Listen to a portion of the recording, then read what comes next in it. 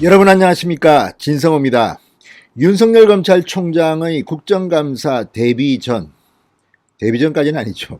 어쨌든 1인 쇼였습니다. 자, 윤석열의 발언이 정말 범여권에게는 엄청난 파괴력이 있었던 것으로 보입니다. 조국 전 장관 감정을 억누를 수 없었나 봅니다. 윤석열 총장을 칼제비라고 하면서 굉장히 격앙해서 비판을 했습니다. 그랬더니 조국을 겨냥해서 등장한 사람이 있습니다. 진중권 씨입니다. 자, 조국 전 장관은 윤석열 검찰총장의 공명정대한 수사 때문에 본인이 이렇게 비참한 현실을 맞게 됐다고 생각했는지는 모르겠습니다. 그렇지만 과거에 조국과 윤석열은 환상의 콤비라고 그쪽 진영은 말하지 않았습니까? 그렇지만 오죽했으면 윤석열이 인간적 고민 끝에 조국 일가를 수사했겠습니까? 그러면 반성할 줄 알아야지. 또 등장했습니다. 윤석열의 국정감사 발언이 얼마나 속이 뒤틀렸는지 모르겠지만 아무튼 윤석열 총장을 향해 칼잡이의 권한과 행태는 감시받고 통제돼야 한다고 비판을 했습니다. 그러자 진중권이 받아쳤습니다. 검찰이 범인들의 견제와 통제를 받아서는 안 된다. 이렇게 엄수했습니다. 조국을 범인이라고 해석한 것으로 보입니다. 지금 문재인의 사람들은 어마어마하게 많이 기소당했습니다. 청와대에 근무하면서 수없이 많은 범죄 의혹을 받고 있습니다. 검찰이 기소해서 지금 재판에다 넘겨졌습니다. 전부 다 권력 부패와 관련된 겁니다. 그런데 부끄러운 줄 알아야지. 윤석열이 국정감사장에서 했던 발언을 보고 조국이 비판을 한 겁니다. 그렇지만 본전도 못 찾았습니다. 진성호의 융단 폭격 시작합니다. 조국 전 장관을 융단 폭격합니다. 방송에 앞서 아직 진성호 방송에 구독자가 아니신 분들은 붉은색 구독 버튼 눌러주십시오. 더 좋은 방송으로 보답하겠습니다.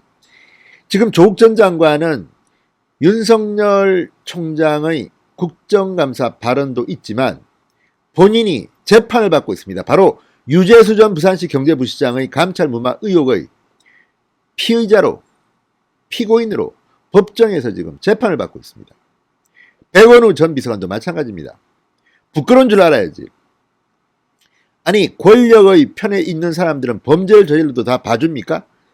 지금 여기에 대해서 박형철 전 반부패 비서관이 충격적인 진술을 해서 지금 상당히 힘들어졌습니다. 그러니까 조국 전 장관 윤석열을 때리는 것 같습니다.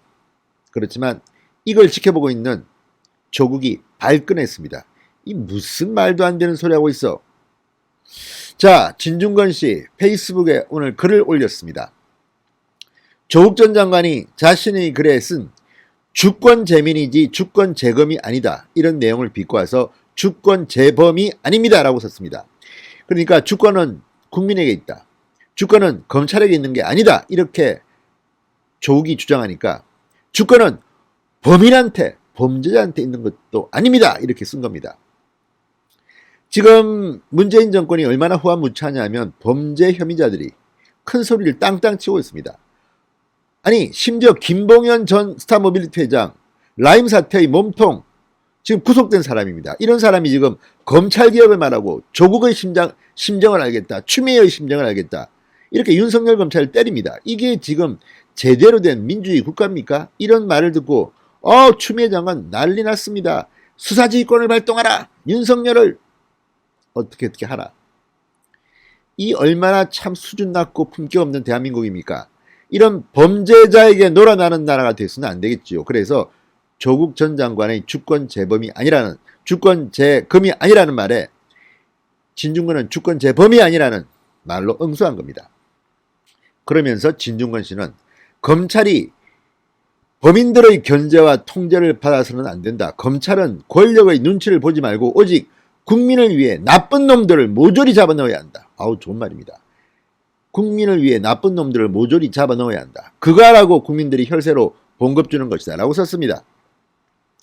피의자 편드는 것은 검사가 아니라 변호사가 해야 할 일이고 그 비용은 피의자의 본인 부담이다.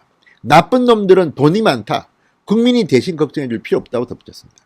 이 말 들으면 조국 전 장관 정말 화가 많이 나겠습니다. 찔리는 데가 없는지 모르겠습니다. 그러면서 진중권 씨는 이 조국 전 장관의 감찰 무마 의혹 대상으로 지목된 유재수 전 부산시 경제부시장에 대한 의혹을 제기했습니다.